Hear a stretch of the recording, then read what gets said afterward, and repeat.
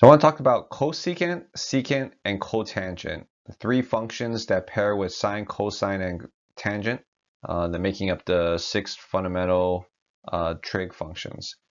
Now, cosecant, secant, and cotan are used every so often, or they show up every so often, but sine, cosine, and tangent are the fundamental ones. So the purpose of introducing these are when we introduce some forms of derivatives and integrals where these are convenient, that you'll know what they mean. You can get away with just using sine and cosine and tangent, but sometimes these become useful. But sine, cosine, and tangent are still the core of trig, and those are the ones you're going to see the most. So we're going to make a quick video, show some of the graphs. Don't worry too much about the graph. Just worry about what these actually represent more. So the definition is actually fairly simple. We have our sine, cosine, and tangent terms defined for our right triangle, and cosecant, secant, and cotan are just a reciprocal of these fundamental ones. So cosecant, written as CSC of an angle, is the hypotenuse divided by the opposite side, right? So that's 1 over sine theta, because sine theta is opposite over hypotenuse. Secant, written as SEC, is hypotenuse over adjacent. So that's just the reciprocal of cosine. And cotan is just the adjacent over the opposite side. So that's just 1 over tangent. We can rewrite this as cosine over sine, because remember tangent was written as sine over cosine. Or we can write this as cosecant over secant. And we can see that because the hypotenuse just cancels out when you take the ratio of these trig functions, right? Cosecant is hypotenuse over opposite. Secant is hypotenuse over adjacent. So when you divide by secant, the adjacent is your numerator, opposite is your denominator, just as like we have in a definition, right? So if I just quickly go through these forms here, cosecant is just going to be 1 over the sine. So if cosecant of theta, if I see my theta term, it's defined as a hypotenuse over opposite. So hypotenuse is C, opposite of theta is B. Cosecant of phi is hypotenuse C over the opposite A.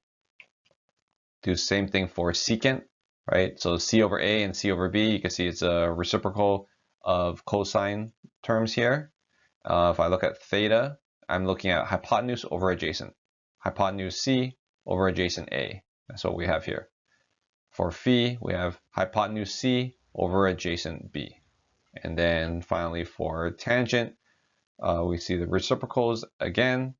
So for theta, it's going to be adjacent A over opposite B. For cotan, it's going to, or for phi, it's going to be adjacent B over opposite A. And then you can see that it's the same thing as cosine over sine, right? So let's see, for like theta, cosine, okay, over here, A over C, and then sine of theta, B over C. So then this will be A over B, which matches here. So very, very simple. I think the easiest way to think about it is just 1 over sine, 1 over cosine, 1 over tan. And you just got to memorize the relationships between these. Other than that, it should be pretty straightforward. I'm going to show you the graphs so you have some context of what the graphs look like in case that shows up in a problem that you need to solve. All right, so these graphs are going to make a lot more sense in the context of sine, cosine, and tan as a background because they're just 1 over these functions, right? So let's look at sine and cosecant first. Here we have our sine curve with 2 cycles, right? Going from -2 pi to 2 pi. Now think, what do you think is going to happen when we take this function and take the reciprocal of it, 1 over sine theta? For a common response I get when I ask students this is they'll say, oh, maybe it's this oscillation, but mirrored across the x-axis, just like, kind of flipped. But that's what you'll get if you have a negative sign in front of sine theta, not necessarily 1 over sine theta. So one way to think about it is look at your peaks, your troughs, and your 0 point. So when you cross the x-axis, those are usually good representations to see what might happen with this new function. And the 0 points most importantly here, because if you divide something by 0, you're going to get infinity, right? You're going to get a non-real number.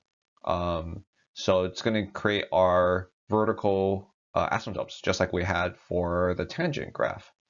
So I'm going to suspect that we're going to have those here, here, and here. And let's take a look at what our cosecant graph looks like. So the blue dashed line is on my cosecant graph. So we have every n pi, where n is a integer, right? So I have -2 pi, -pi, 0, pi, and 2 pi. We have this shooting up to infinity or shooting down to negative infinity. And we also have these almost parabolic shape looking curves. We still have a period of 2 pi. It kind of looks like we might have a period of pi, but we're not like this curve with a minimum is not the same as this curve with a maximum. So them paired together creates a single cycle. So it does make sense that you would have the same period as the original function. And if I overlay the sine theta graph on top of this, wherever the sine theta graph had a peak, that becomes the minimum, and that makes sense, right? The larger a value is, and then when you take the reciprocal of it, the smaller it becomes, right? 1/5, or sorry, 5 becomes 1/5. A larger number like 100 becomes 1/100, which is a lot smaller, right? So from that perspective, it makes sense that your peaks become minimums, and your minimums become peaks. There's no sign change, so it makes sense that when sine theta is a positive component, the cosecant will also be all positive, and then when the section of sine is negative, the cosecant part will be negative as well. Okay, great. What do you think? So let's take a look at cosine and secant. So cosine, we see the oscillations. What do you think secant will look like? Probably something very similar to cosecant, right? What do you think the difference would be? Well, we have a shift in cosine versus sine, so I would suspect a shift in secant versus cosecant, and that's exactly what we get, right? The graphs look fairly similar. We have these vertical asymptotes at different locations.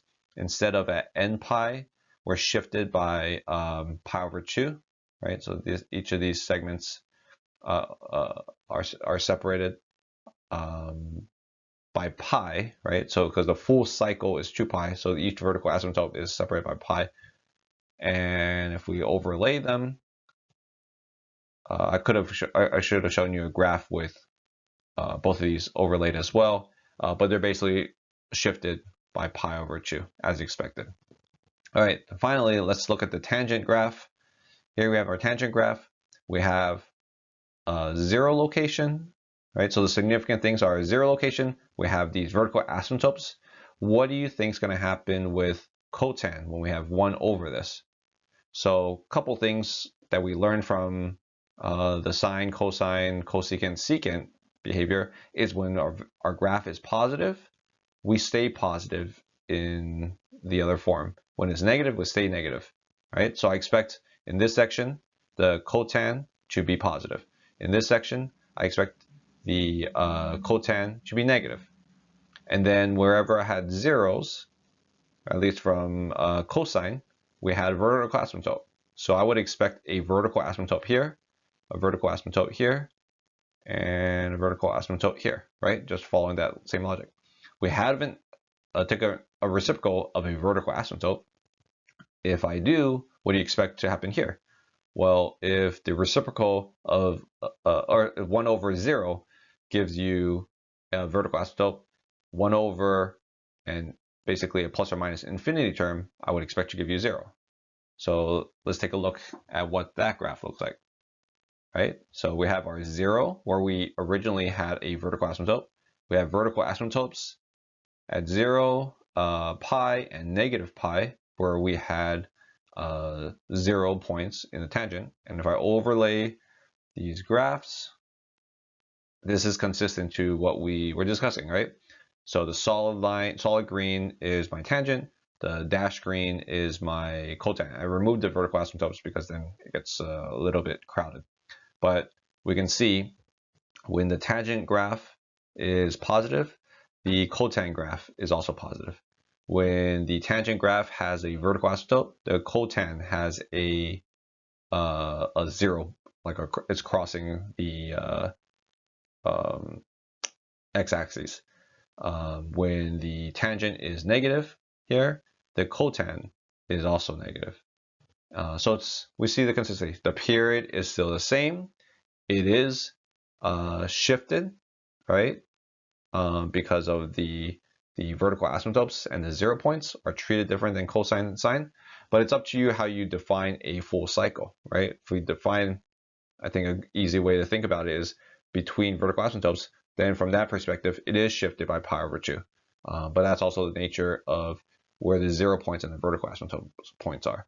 But I don't think you will use the graph form of these all too often. Most likely, like I said earlier, you'll see secant, cosecant, and cotan being convenient forms of writing out a more complex trig equation, and just knowing what they represent. A lot of times I'll just convert them back into sine, cosine, or tan form just so I can work with them a little bit easier and then transform them back in the final derivation. Okay, so the next thing I want to do, and remember, I don't want to show you everything about trigonometry. I want to show you the fundamental pieces that I think are the most important, or the ones that I've seen the most show up over and over in engineering and physics problems. So you get so you can focus on those and get the most reward out of your investment in time. So the next thing I want to do is I want to show you a table, or in the next video, I want to show you a table of important trig identities. So we have sine, cosine, tangent, we have cosecant, secant, cotan, we have the inverse versions of sine, cosine, and tangent, and then there's different combinations, right? But there's a lot. There's in the back of your math books, a lot of times they'll just have them all listed, and realistically, that's probably good enough. You don't need to memorize most of these. You just need to know that there are relationships between them, and a lot of times you'll have access to a computer or a math textbook. But knowing how to make that transition is important, at least doing it once, and knowing that you can do it, but you don't need to do the full-on derivation. So I'll show you a couple of them that I've seen show up a lot, and there's a lot that I'll just list in the table, but I won't go into detail looking at. All right. So again, cosecant, secant, and cotan, useful for making complex equations look compact. Other than that, I have not seen it used all too much, but there might be specific engineering applications when you would prefer to use this instead of just different forms of sine and cosine and tangent.